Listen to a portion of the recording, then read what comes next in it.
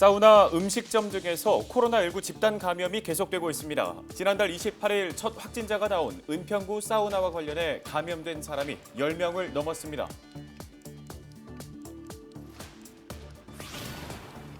은평구가 3년 넘게 추진하고 있는 복지재단 설립 조례가 구의회 문턱을 넘지 못해 사업 추진이 어렵게 됐습니다. 조례안 처리를 앞두고 열린 본회의에서는 의원 간의 찬반 토론이 격렬하게 진행됐습니다. 무엇이 쟁점이었는지 짚어봤습니다. 양천구 용왕산 산책길 주변이 관리 부실로 주민들의 눈살을 찌푸리게 하고 있습니다. 산책길 곳곳에 쓰레기는 물론 부러진 나무들이 그대로 방치되어 있는데요. 민원 25 현장 취재했습니다.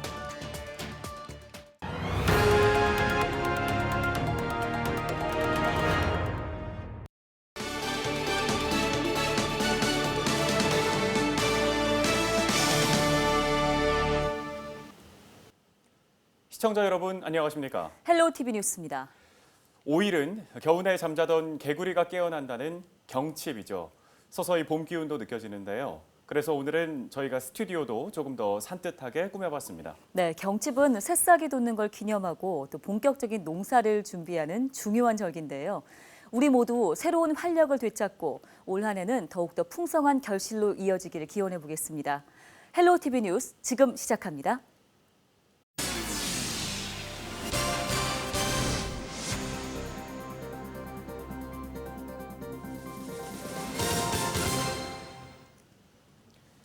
먼저 코로나19 발생 현황 짚어보겠습니다. 5일 0시 기준 서울시의 확진자는 전일 대비 129명이 늘어나 누적 확진자 수가 2만 8천 명을 넘어섰습니다.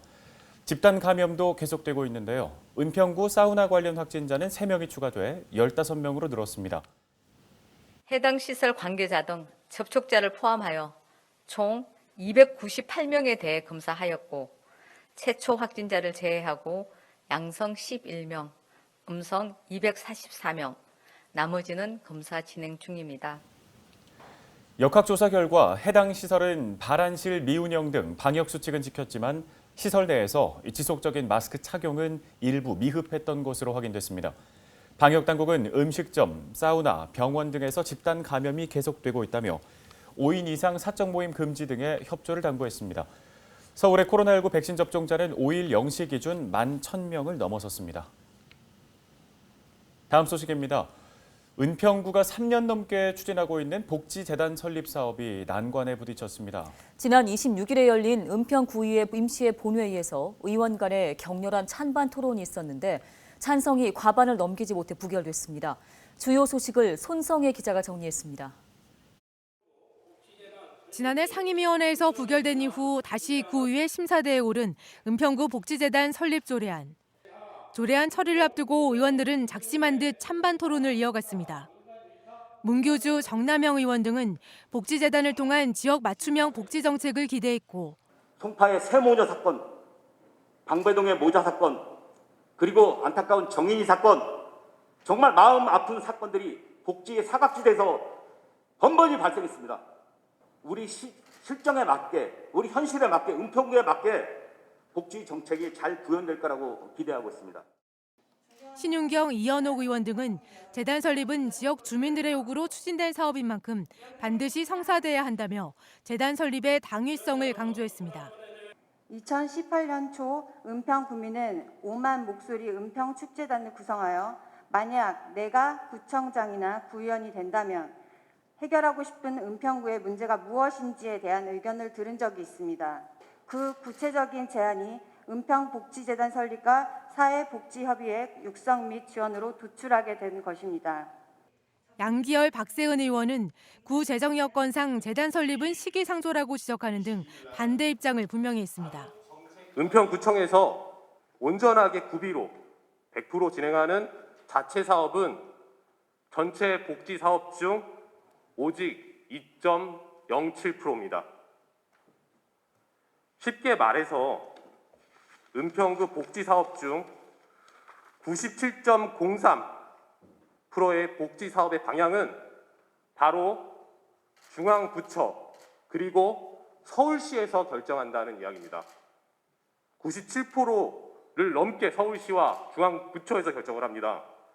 그럼에도 불구하고 은평복지재단을 설립하여 은평역 복지 시스템을 구축하겠다는 의미는 2%짜리 타이어 하나를 들고 은평형 복지 자동차를 만들겠다는 것과 진배 없습니다. 복지재단 설립 조례안을 두고 찬반 의견이 팽팽히 맞선 상황. 앞서 여당 의원들이 잇따라 찬성 토론에 나서면서 분위기가 가결적으로 기우는 모습이었지만 무기명 투표 결과 결국 부결됐습니다. 의원 18명 중 3명이 기권하고 6명이 반대, 9명만 찬성표를 던져 과반을 넘기지 못한 겁니다. 서울시 25개 자치구 중 복지재단을 운영하고 있는 자치구는 양천과 광진 등 8곳으로 은평구는 민선 7기 구청장 공약 사업으로 2018년부터 지역 특성에 맞는 복지정책 수립 등을 목적으로 재단 설립을 준비해왔습니다. 은평구는 복지재단 설립과 관련한 향후 계획에 대해 현재로선 아무것도 결정된 것이 없는 상태에서 내부 논의 중이라고 밝혔습니다. 헬로티비 뉴스 손성입니다.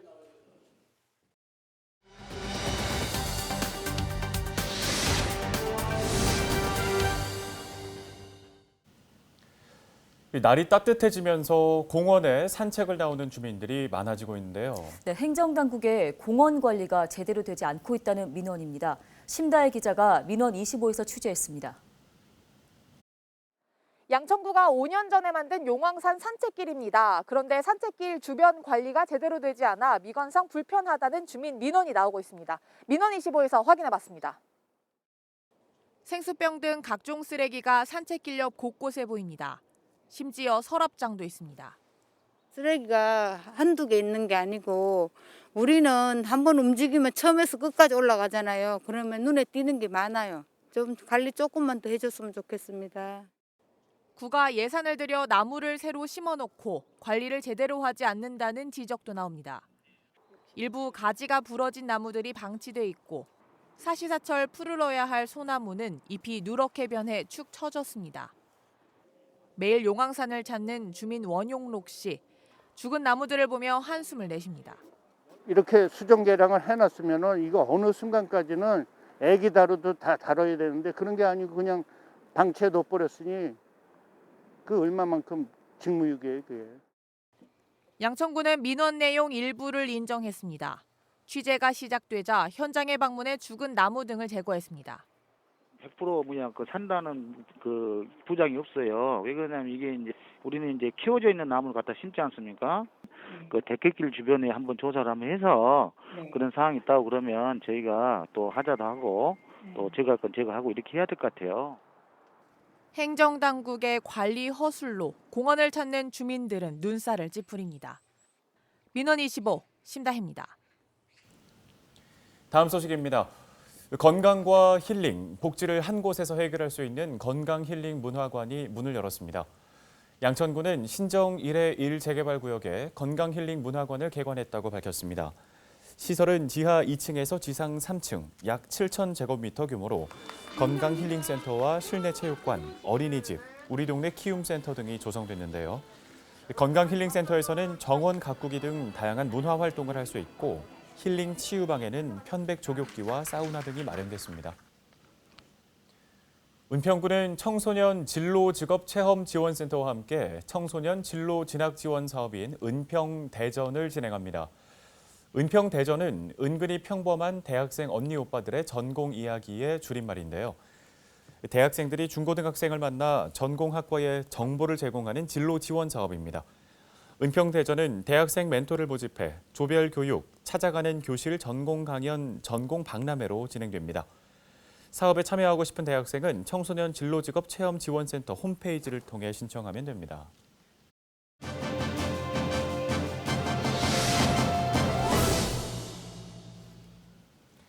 네, 새학기 개학 후 초등학교 1, 2학년 학생들은 매일 학교에 가고 있죠. 하지만 집단 감염이 계속되면서 학교와 학부모 또 교육 당국의 우려가 커지고 있습니다. 네, 우리 지역의 학교 방역은 어떻게 이루어지고 있을까요? 수색초등학교 서영희 교장 선생님 전화 연결해서 자세한 이야기 들어보겠습니다. 선생님 안녕하십니까? 네, 안녕하세요. 네, 1, 2학년 학생들은 지금 매일 등교를 하고 있는데요. 한 4일 정도 지난 것 같습니다. 현재 등교는 어떻게 이루어지고 있고 또 교내 방역은 잘 진행되고 있는지요? 네, 학생들은 즐겁게 학교에 등교하고 있어요. 학부모님은 등교 및 온라인 수업에 대한 기대도 반, 걱정 반, 조심스러운 입장이나 주 5일 등교에 대한 기대를 하고 계셔요. 선생님들은 방역과 학습, 생활지도를 담당하고 있고 점차 등교일을 늘려가는 쪽으로 준비를 하고 있습니다. 방역은 전문 방역 업체에서 월 1회 교내 전체 코로나 소독을 하고 있고요. 매일 방역 인력 5인이 환경부 인증 전문 약품으로 교실, 화장실, 신발장 등 아이들의 손이 닿는 곳 중심으로 생활 공간 구석구석을 꼼꼼하게 방역 소독을 수작업으로 진행하고 있습니다. 모든 교실과 급식실에 가림막이 설치되어 있고 그곳 또한 매일 수작업으로 소독을 하고 있습니다. 네, 교실에서 환기나 소독 등을 또 철저하게 진행을 해야 할 것 같습니다. 혹시라도 만약에 학생이나 교직원 등 교내에서나 아니면 학생의 가족 등이 코로나19에 확진이 된다면 어떤 조치가 이루어지는 건가요? 그러니까 일과 중에 학생이 발열이 될 경우가 있어요.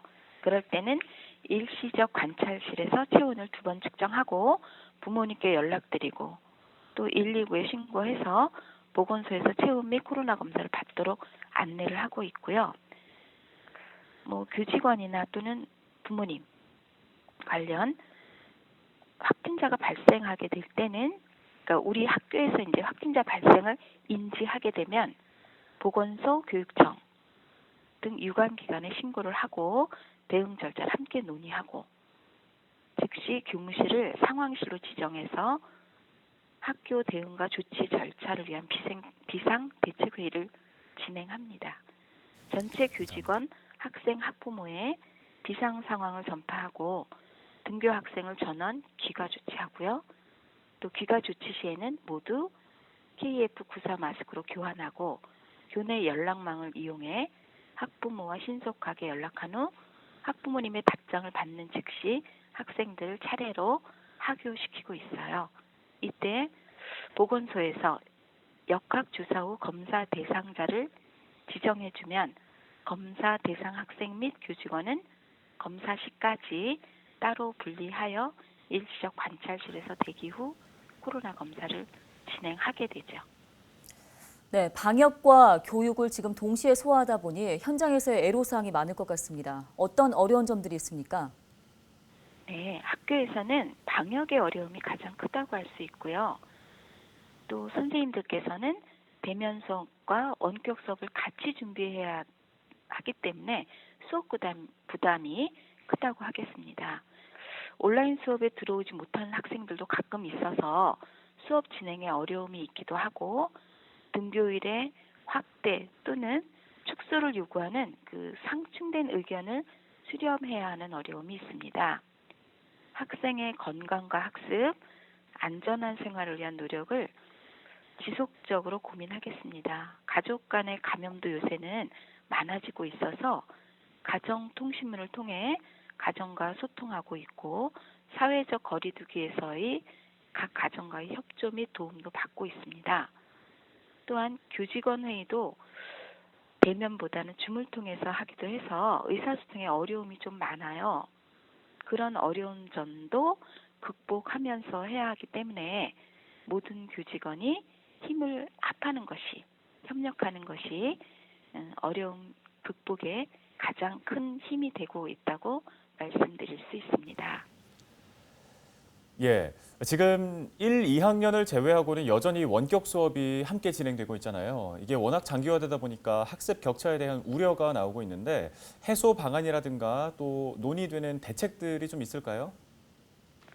네, 지금 현재는 개학 이후 2주 정도 적응 기간을 지낸 후 3월 15일부터는 등교일을 확대하는 준비를 하고 있습니다.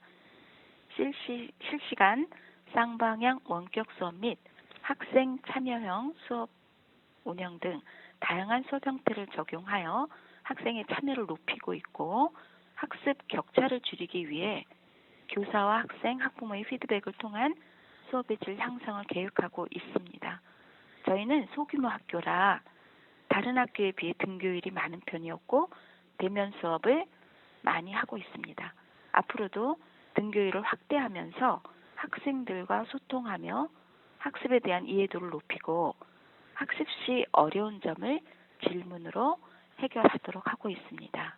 또한 학습 부진 강사를 활용해서 기초학력이 부족한 학생은 1:1 수업을 진행하고 있고 협력 교사의 도움도 받고 있습니다. 원격 수업 시에는 태블릿 대여 및 원격 수업 지도 교사의 도움을 받도록 하고 있습니다. 네, 앞으로도 현장에서 학생들의 안전에 최선을 다해 주시길 바라겠습니다. 선생님 고맙습니다. 지금까지 수색초등학교 서영희 교장 선생님 전화 연결해서 자세한 이야기 들어봤습니다.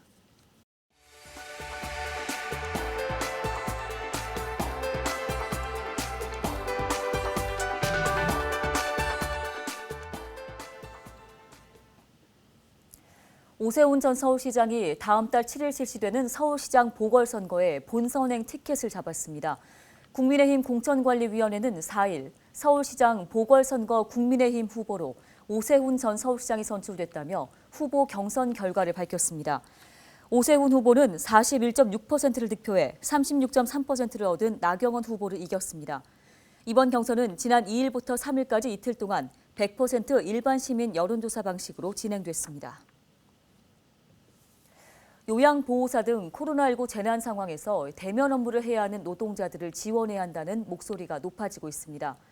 정순희 양천구의회 운영위원장은 이른바 필수 노동자라 불리우는 이 노동자들을 지역사회가 지원하는 조례안 발의를 준비하고 있습니다.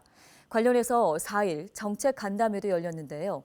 간담회에서는 환경공무관과 셔틀버스 기사, 요양보호사 등 조례안과 직접적인 관련이 있는 필수 노동자들이 참석해 현장의 목소리를 전했습니다. 참석자들은 민관 합동 실태조사와 처우 개선, 방역물품 지원이 필요하다는 의견을 제시했으며 코로나19 백신 접종 시 필수 노동자를 포함시켜줄 것을 요청했습니다. 정순희 위원장은 간담회에 나온 의견을 종합해 오는 10일 열리는 양천구의회 임시회의에서 해당 조례안을 발의할 예정입니다.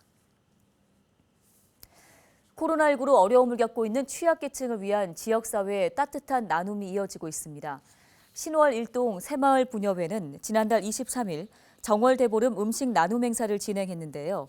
지역의 어르신들을 위해 오곡밥과 삼색나물, 불엄 등 음식 키트를 50세트 만들어서 전달했습니다.